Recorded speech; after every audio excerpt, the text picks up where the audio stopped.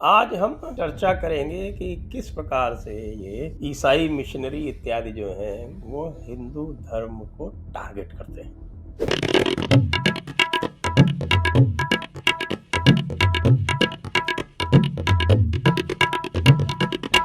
नमस्ते, आप सभी का स्वागत है। हमारे साथ हैं अभिषेक तिवारी जी।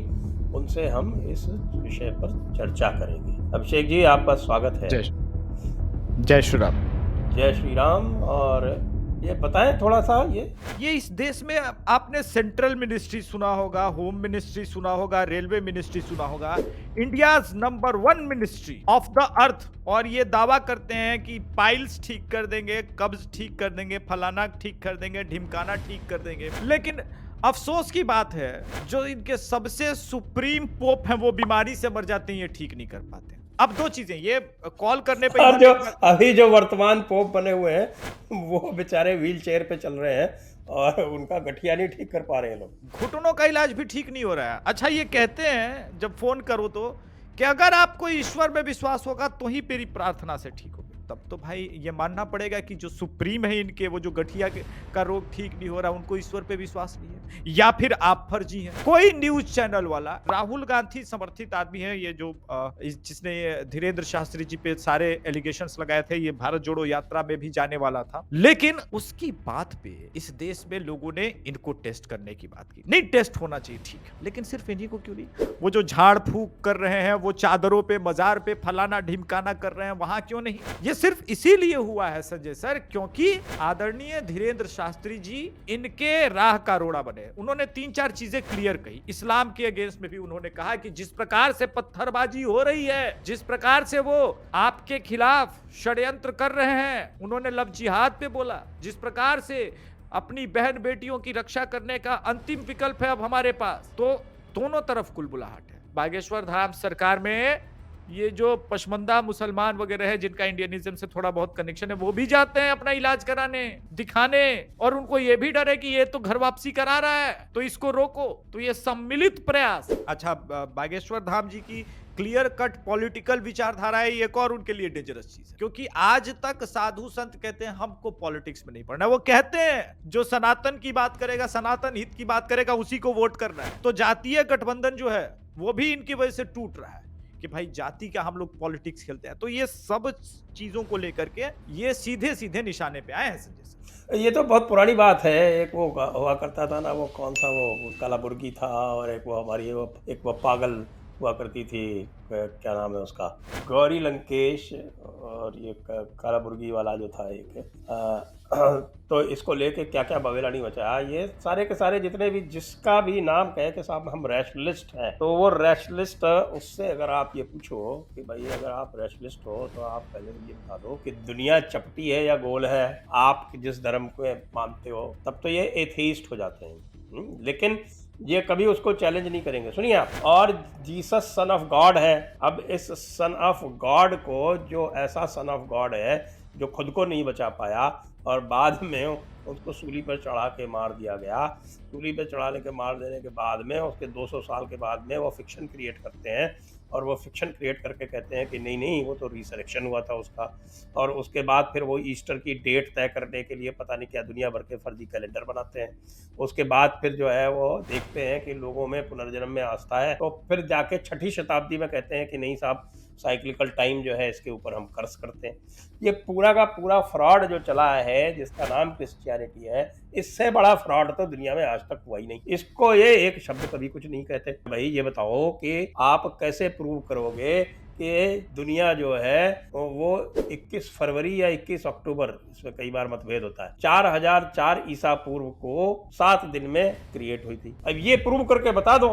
नहीं, उस पे तो कोई बात नहीं होता सर। ये तो मैं तो इनसे एक ही सवाल पूछता हूँ, आपके बाइबल में लिखा है कि जेफेथ के पुत्र गुलामी करेंगे गोरों की, क्रिश्चियन बन रहे हैं। वो जेफेथ वाला दूसरा है। वो तो 3 भाई हैं, जेफेथ, शेम और हैम। तो जेफेथ वाले जो हैं वो तो हैं गोरे, और जो शेम वाले हैं वो हैं आपके यहूदी और मुसलमान, और हैम वाले जो हैं वो सारे के सारे गुलामी करने वाले हैं, जिसमें हम लोग भी शामिल हैं। जी जी जी, हैम वाले, सॉरी, जेफेथ के पुत्रों की गुलामी करेंगे, वो उसमें ये लिखा है। जेफेथ के पुत्रों की गुलामी करेंगे। इसको बोलते हैं मोज़ाइक, यानी मोजेस की मोज़ाइक एथनोलॉजी।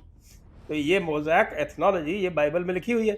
बाइबल में जो उनका जो ओल्ड टेस्टामेंट है उसमें जो यहोवा करके जो उनका गॉड है, वो यहोवा में जितने भी मानवोचित दुर्गुण हो सकते हैं वो सब है। वो ईर्ष्यालु है, वो बदला लेता है, वो जो उसमें विश्वास नहीं करता, उससे घृणा करता है, सारे कार्य वो इस तरह के करता है, लेकिन फिर भी वो गॉड है। अगर परमात्मा जो है अब्राहमी रिलीजन्स में including Christianity and Judaism and Islam निराकार तो है, निर्गुण नहीं है। भाई ये कौन सा चमत्कार है, ये कौन सा मिरेकल है, ये तो समझा दो हमको।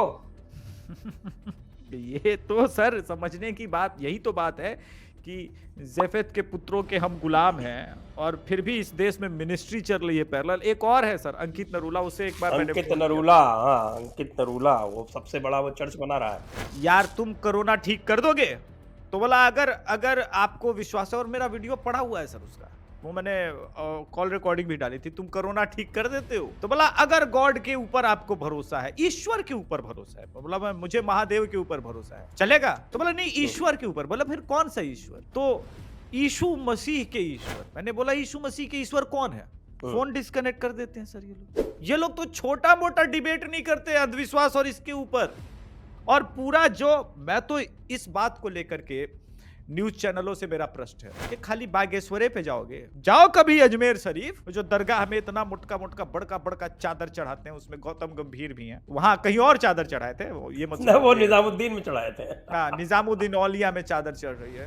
तो जो चादरें चढ़ रही हैं, साला एक तो इस्लाम में हराम भी है, हमको समझ में नहीं आता कब क्या हराम हो जाता है, कब क्या हलाल हो जाता है, क्या जब चल रहा काफिरों है। का पैसा लूटना होता है तो सब कुछ हलाल है। अच्छा, सब हलाल है, वो भी ठीक है। तो काफिर तो ठीक है, लुटाने के लिए पड़े हुए हैं, लेकिन ये काफिर अब बर्दाश्त नहीं करेंगे। ये जो चल रहा है धीरेन्द्र साहब, मैंने झारखंड में प्लान किया है सर, श्री राम सेना संगठन महिला मोर्चा झारखंड में धीरेन्द्र शास्त्री जी के समर्थन में रैली निकालेगी। उसके बाद बिहार के गया में हम प्रोटेस्ट करने वाले हैं। इसके अलावा मुंगेर में प्रोटेस्ट करने वाले हैं। बंगाल में श्री राम सेना संगठन थोड़ा अलग ढंग से अभी लड़ाई कर रही है। वहां पे टीएमसी नाम का अब्राहिमिक कल्चर अलग परेशान कर रहा है हिंदुओं को, तो वहां पे हम ये नहीं करेंगे, लेकिन प्रोटेस्ट आवश्यक है। मुझे लगता है कि इन लोगों को अब भीड़ तंत्र के उत्तर में भीड़ तंत्र से ही चुप कराया जा सकता है। मुझे लगता है कि जो पत्रकार सवाल करें या फिर जिन महानुभाव ने धीरेन्द्र शास्त्री जी पे ये झूठे एलिगेशंस लगाए हैं, इनको भी चुप कराने का वही तरीका है। हाँ, आप कहते रहिएगा हमको इंटॉलरेंट है, बिल्कुल अब इंटॉलरेंट ही होंगे सर।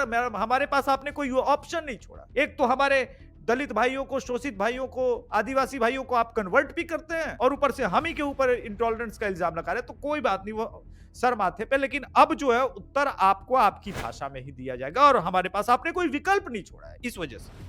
ये आपके इस क्लेम का आधार क्या है कि यीशु की एजेंसी के बगैर कोई जो है वो हेवन या हेल में नहीं जा सकता? आपके पास इस बात का क्या प्रमाण है? एक बार जो हेवन या हेल में चला गया वो चिरकाल तक वहीं रहेगा। आप तर्क की बात करते हैं, आप अपने आप को तर्क शास्त्री बताते हैं, रैशनलिस्ट बताते हैं, तो यह जो दुनिया के सबसे बड़े अंधविश्वास है, जो ये कहते हैं कि दुनिया आज से 6000 साल पहले बनी, इसका पहले आधार बताओ।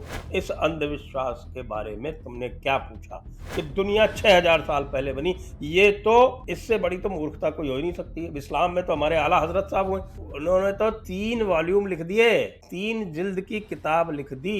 क्या सिद्ध करते हुए कि दुनिया जो है, ये जो धरती है, ये स्थिर है और सूरज इसके चारों ओर चक्कर लगाता है। और कहाँ से सिद्ध कर दी? कि भाई जो कुरान और हदीस में जो लिखा हुआ है उससे सिद्ध कर दी।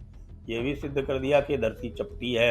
तो ये मिस्टर श्याम मानव जी जो हैं, वो आला हजरत की इस किताब के खिलाफ अगर कुछ नहीं बोलते हैं तो इनका घेराव किया जाए, इनके विरुद्ध शांतिपूर्ण प्रोटेस्ट की जाए कि भाई इतनी बड़ी किताब है जो पूरी तरह से यहाँ का जो पूरा बरेलवी तबका है, जो मुसलमानों का लगभग 75% है, यानी 80% तो सुन्नी है, उसमें से 80% ये है आपके बरेलवी। तो ये सारे के सारे जो हैं वो उसको अंधविश्वास के रूप में मानते हैं। तो ऐसे ही अंधविश्वास को, जिसमें आज तक ये कहा जा रहा है कि धरती चपटी है और धरती में चूंकि क्यों चपटी है और धरती स्थिर क्यों है, उसका कारण भी बताते हैं कि क्यों इसमें जो है नबी हुजूर जो है वो आराम फरमा रहे हैं, इसलिए ये हिल नहीं सकती।